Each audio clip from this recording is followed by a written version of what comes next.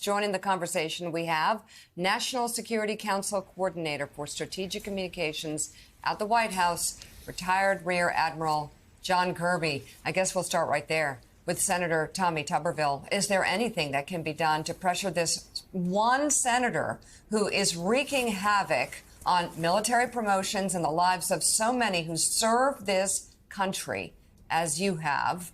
And also, quite frankly, making the military a place that will lose a lot of great women if his position on abortion is held. Yeah, that's true. I mean, Mika, 1 in 5 of our service members are women, and they have every right to expect when they raise their right hand and agree to serve this country and defend our Constitution that the military and the system is going to look after them and their health care and the health care of their families. So you're right. Some of them may vote with their feet. We're already seeing some senior officers make tough decisions. I had to make this decision myself back in 2015 to retire and walk away from the uniform. It's never an easy decision to make. Some of them are now facing that very decision, whether it's worth staying in and waiting till we don't know when this hold will be lifted, or just getting on with their lives. And as for what can be done, I think the thing that we really think needs to be done right now is that his Republican colleagues, particularly in the Senate, need to step in and get him to lift this hold, because it is really starting to have deleterious effects on our national security. And that's the frustration, Admiral. The Republicans, including Mitch McConnell, say out loud publicly, I disagree with what he's doing. Well, put some pressure on him. Exactly. It's one guy. So can you speak, Admiral, to the argument, first of all, that Tommy Tuberville has made that this isn't that big a deal? The United States military is top-heavy. We have too many admirals. We have too many generals already. Don't worry about this. Meanwhile, we're sitting here for the first time in 150 years without a Senate-confirmed commandant of the United States Marine Corps. Yeah. What are the real-world impacts of this to the military? So let's just take the jobs themselves. Let's talk about Eric Smith, General Smith, the great guy. He's the acting commandant, right? But he's also still in a Senate-confirmed role as the assistant commandant. So he's doing 2 huge jobs, and they are 2 different jobs all at once. And as the acting commandant, because he's not Senate-confirmed in that job, he doesn't have all the authorities that a Senate-confirmed commandant of the Marine Corps would have. So there are certain limits to his ability, moving money around, that kind of thing. So it's actually having an effect on the Marine Corps. It's not just Eric is tired because he's doing 2 jobs. It's making a big difference in the way he is administering the United States Marine Corps. Mike, I'm thinking about Trump Republicans, like they've sort of co-opted the word patriots. We're patriots. You know, the campaign will send out emails. Patriots, help my dad pay his legal bills for his attempt to lead a coup against the United States government.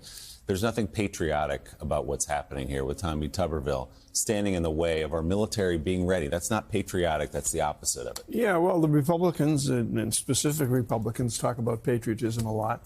None of them talk about complicity with Senator Tuberville in the Senate for allowing him to continue this. It's been going on for months and months and months, and it is terribly damaging. I'd like to ask you, Admiral, about one word. The word is deploy. And the word meaning the ramifications that all of these things have on families of members of the military who sit now waiting to find out months after they thought they were going to be deployed to some post around the world or around the country, waiting to see what's going to happen. Schools, health problems with children, the impact on families of jobs. Military. Let's talk about some of their spouses, their jobs. We have military spouses, and this isn't just an example. This is an actual anecdote where the military spouses have applied for and accepted jobs in what they thought was going to be the next duty assignment, and now they can't move. So they're having to turn those jobs down. We know of one senior officer, the Secretary of the Army talked about the one senior officer that she knows. They are now having to pay out of pocket for the care of an elderly parent because they weren't able to effect the move to the next place to get that parent into the assisted living facility that they had already registered and subscribed to. We've got, you talk about schools, students now that have been accepted into schools, either private schools going forward or have been prepared to go into public schools at the next assignment. Now they can't. And schools in session now. And these kids are now not able to go, to the school that they thought to. You got housing. Before you move, every one of us does this. You set up your housing at the next duty station. And that means often paying out of pocket to get a down payment on rent or a down payment on a mortgage loan for a home. Now all that's frozen. So if you don't think this backs up on the families, it absolutely does. And let me tell you something. We have a saying in the Navy, you recruit a sailor, you retain a family. And that's the truth. The families sitting around the kitchen table will make the final decisions about whether this is worth doing anymore, whether it's worth staying in. Do we really want to grind this out for who knows how long until he decides to lift this hold, or should we just get on with our lives? And that will be decided again at the kitchen table by these military families. So, Admiral, let's turn to the president at the United Nations this week here in New York. A number of meetings today. He delivered his centerpiece speech yesterday, and of course, calling for those to rally around Ukraine was at the heart of that speech. But facing two sort of difficult audiences. There are many nations represented there at the UN yesterday who have stayed on the sidelines of this, who have not jumped in to help out the U.S. and its allies back Kyiv. And also, of course, the domestic audience, Republicans right now, who are flat out saying they're not sure they want to keep the funding going. Yeah. How do you think this was received by both? Look, I think the president made a very compelling case yesterday in his remarks for why it's important to continue to support Ukraine.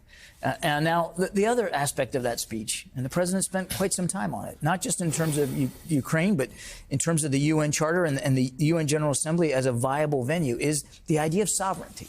Every nation has to decide for itself what it's going to do here. And you're right, not every nation has decided to come in on the side of Ukraine, and some are sitting on the fence. President Zelensky, I think you'll hear from him to try to talk to some of those fence sitters and try to get them a little bit moving more in the right direction. But we have to make sure that in defending Ukraine's sovereignty, we're not violating the principle itself. And so we're not browbeating, we're not arm twisting. We obviously want every nation that can and is willing to support Ukraine in whatever way they can, military weapons or financial assistance. But we absolutely don't want anybody. If you're not going to support Ukraine, that's your sovereign decision.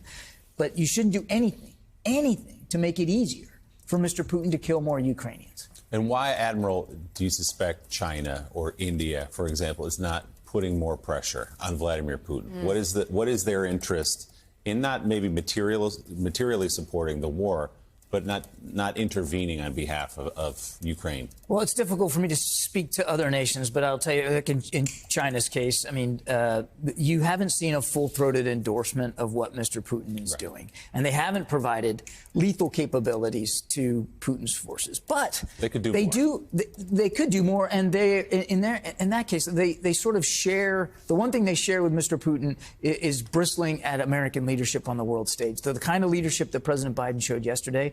They don't like this international rules-based order that the United States helped put in place, and they don't particularly like American leadership on the global stage. So Putin's war, Putin's efforts sort of go akin to that, but they aren't all in. And look, India has its own relationships to manage. They do have a long-standing relationship with Russia that they're working their way through, but they too have not come all in to help Mr. Putin. We got the good news that 5 Americans returned home from Iran a couple of days ago. Front page of the Wall Street Journal, going back to Russia. Their reporter Evan Gershkovich was denied a pretrial motion yesterday. Said let me be released before the trial. Denied that by Russia, being held as a chip.